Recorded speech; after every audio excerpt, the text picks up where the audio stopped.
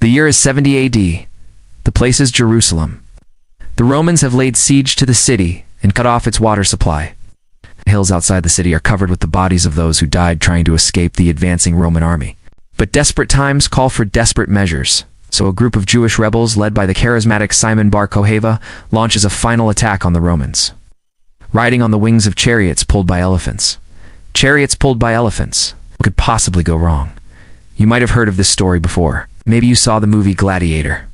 But we're not here to talk about Hollywood's interpretation of this event. We're here to talk about the real thing, the Siege of Jerusalem. This was one of the most brutal episodes in the ancient world, the culmination of a series of uprisings by the Jews against Roman rule. And it ended with the destruction of the Jewish Holy Temple and the deaths of thousands.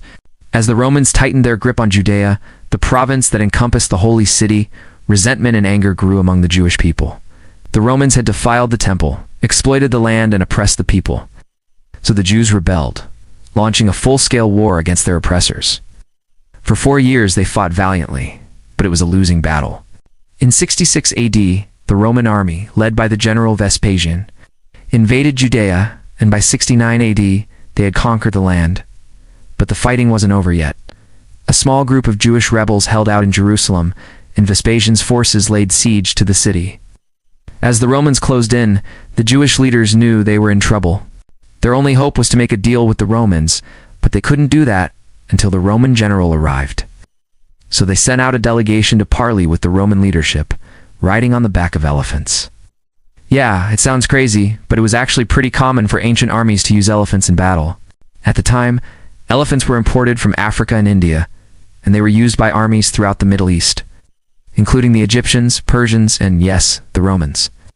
The elephants would have been used for their intimidation factor, but also because they were strong and could carry heavy loads, including chariots. The delegation reached the Roman camp and met with Vespasian.